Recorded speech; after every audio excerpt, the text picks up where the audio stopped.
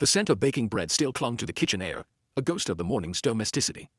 Elias Thorne stood amidst the wreckage of his life, a single crumpled note clutched in his trembling hand.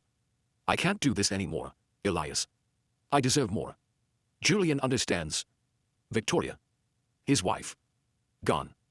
The silence that followed her departure, less than an hour ago, was deafening. It wasn't the quiet of peace, but the hollow void left by a sudden, violent extraction. Her perfectly manicured hand had packed a single, expensive suitcase. Her eyes, usually the color of warm honey, had been cold, calculating. She hadn't looked back, not even at the two small faces peeking from behind a living room door. Lily, 7, with eyes too old for her age, and Tom, 5, whimpering softly into his dinosaur. "More," Elias whispered, the word tasting like ash. "What more?" "A spacious house in the suburbs, a garden he tended with love, 2 vibrant children, and a husband who worked tirelessly, not for riches, but for their comfort and stability." Victoria, it turned out, had yearned for a different kind of stability, the kind bought with Julian Vance's immeasurable wealth. Julian, the smooth, silver-tongued entrepreneur whose face graced financial magazines. Julian, who had promised Victoria a life of luxury and limitless ambition. The next few months were a blur of raw grief and practical despair. Elias, a software engineer by trade, found his focus shattered. He'd arrive home from work, utterly drained, only to find a house echoing with the silence Victoria had left behind. Lily, always observant, grew quiet and withdrawn, her drawings filled with darker colors. Tom regressed, clinging to Elias, waking with nightmares.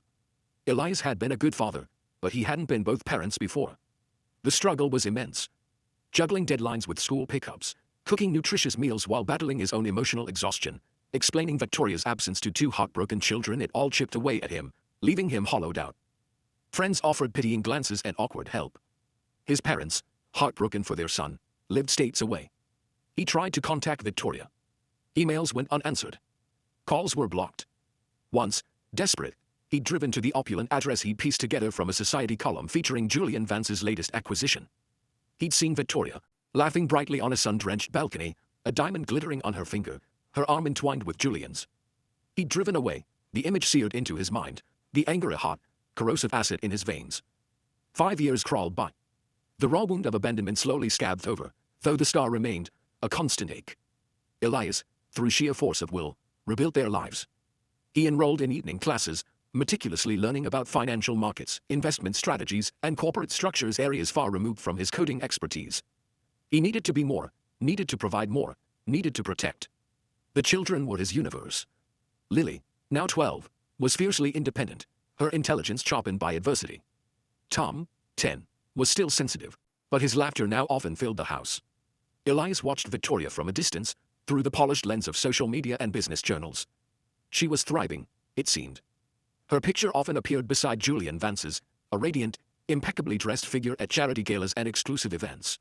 She was the perfect trophy wife, the elegant complement to a powerful man. A new boutique opening, an art exhibition, a feature in a lifestyle magazine titled The Power Couple, Julian and Victoria Vance, Building an Empire. Each article was a fresh stab, but also a source of grim determination. He saw the carefully curated perfection, the glossy veneer. And he saw Julian Vance, always smiling, always confident, a man whose ambition was as boundless as his ego. Elias knew, with an icy certainty, that Victoria hadn't found happiness. She'd found a pedestal, and a price tag. And he knew, with an even deeper conviction, that he would make them pay for the collateral damage they had inflicted on his children.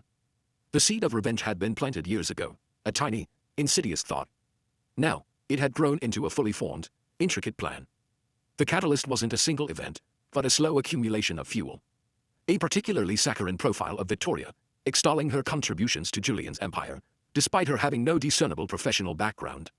A picture of Julian and Victoria on a yacht, captioned "Living the Dream." But the decisive spark came from an unexpected source. Elias had started investing a small portion of his salary years ago, meticulously researching companies, developing an uncanny knack for spotting trends. One evening, deep in a rabbit hole of financial reports, he stumbled upon something concerning about Julian Vance's flagship company, Vance Holdings. Beneath the glossy exterior of success, there were whispers of aggressive acquisitions, overvalued assets, and a disturbing pattern of leveraging smaller, less scrupulous firms to prop up the main enterprise. Julian Vance wasn't just a shrewd businessman. He was a house of cards, built on a foundation of precarious deals and a network of less than ethical partners. Elias saw it all. The vulnerabilities, the looming cracks, the potential for a catastrophic collapse if the right pressures were applied. His initial rage had cooled into something sharper, more precise. This wasn't about lashing out, it was about surgical demolition. He began his new project with the same methodical precision he applied to his engineering work. He wasn't Elias Thorne, the abandoned husband, anymore. He was a silent, unseen force, an analyst of weakness. He created a new persona online, an anonymous entity that delved into the dark corners of corporate finance, uncovering hidden connections, obscure shell companies, and the tangled web of Julian Vance's less-than-transparent dealings. His research was exhaustive. He found disgruntled former employees, small businesses crushed by Vance Holdings' aggressive tactics, and whispers of regulatory corner-cutting. He cross-referenced public records with leaked documents, piecing together a mosaic of greed and deceit. He learned that Julian's empire, for all its outward show, was heavily reliant on a few key, thinly veiled, offshore holdings for liquidity and tax evasion. He reached out to a few trusted old colleagues from his tech days, brilliant minds who knew how to cover digital tracks, how to disseminate information without being traced. He didn't tell them his ultimate goal, just that he was investigating a corporate giant for potential ethical violations, a pursuit they found intriguing enough to assist with, anonymously, for a fee. He also found a network of independent financial journalists, known for their investigative prowess, and a willingness to dig deep, especially when offered compelling, well-sourced leads. His plan wasn't direct confrontation. It was far more insidious. He would make Julian Vance's empire crumble from within, brick by painstaking brick, exposing the rot he'd discovered. And Victoria, who had hitched her star to this gilded wagon, would fall with it. She would lose the more she had so cruelly chosen over her family. Elias began his work. The initial steps were subtle, almost imperceptible.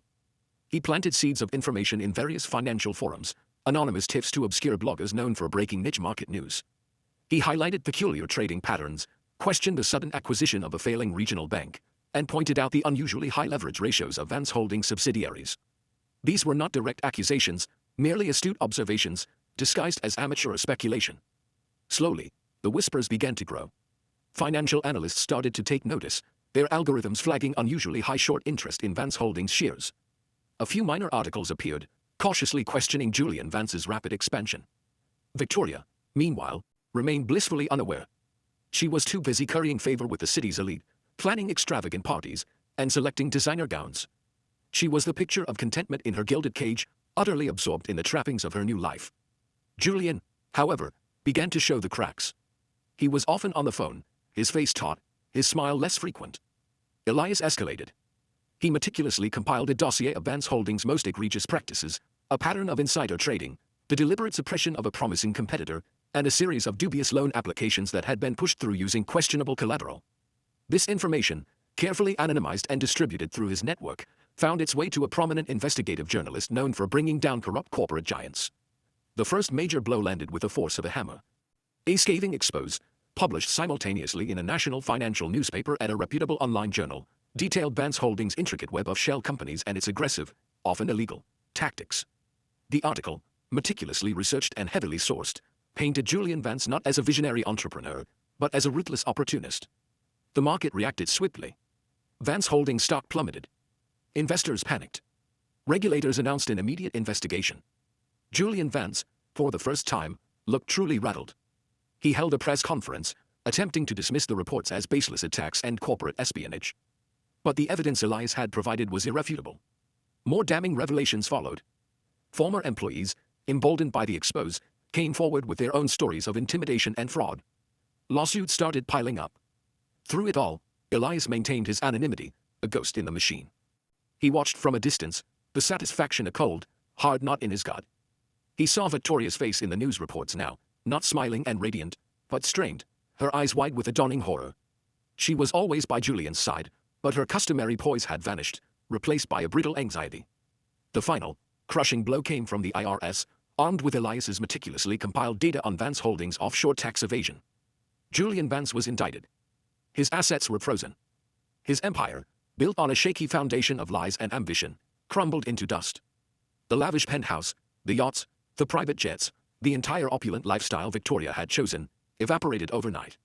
Elias saw the news reports Julian Vance, escorted by federal agents, his face a mask of defeat. And Victoria. She was there, too, watching from the sidelines, looking utterly lost. Her expensive clothes suddenly seemed cheap, her meticulously styled hair disheveled. She was no longer a trophy wife, she was a discarded relic, her purpose gone. Julian, cornered and desperate, had reportedly started turning on everyone, including her, accusing her of complicity, of being a drain on his resources. The more she'd sought had proven to be a mirage. Lily and Tom, now teenagers, were well aware of the unfolding drama. They didn't know the extent of their father's involvement, but they saw the news, understood what was happening to the man their mother had left them for. They saw their father, still quiet, still hardworking, still present, and silently appreciated the calm strength he exuded. Elias was at his kitchen table late one night, the city lights a distant hum outside his window. He held a copy of the final newspaper article detailing Julian Vance's complete downfall. His face was devoid of triumph, but there was a quiet sense of completion. He had done what he set out to do. He had avenged the hurt inflicted upon his children, corrected the imbalance, and dismantled the gilded cage Victoria had chosen. He heard footsteps and looked up.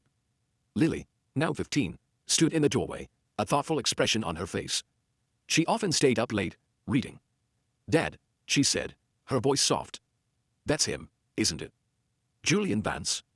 Elias nodded, gesturing to the paper. "And Mom," she continued, her gaze direct, "she lost everything, didn't she? The penthouse, the parties, all of it." "Yes, Lily. She did."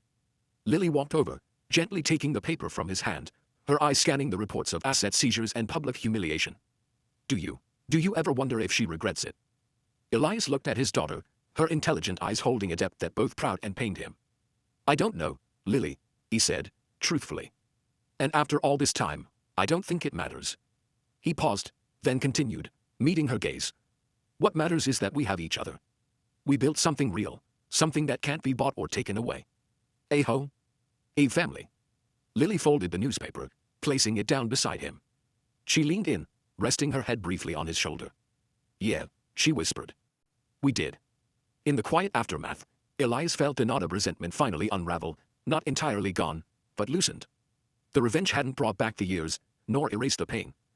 But it had brought a different kind of peace, the peace of knowing he had fought for his family, honored his children, and prevailed, not by becoming like those who had hurt him, but by using his own quiet strength and intellect to protect what truly mattered. Victoria Thorne was left with nothing but the echoes of a life she'd traded her family for, now a bitter memory.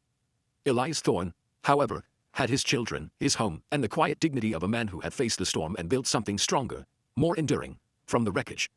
He had won, not because he had destroyed, but because he had preserved.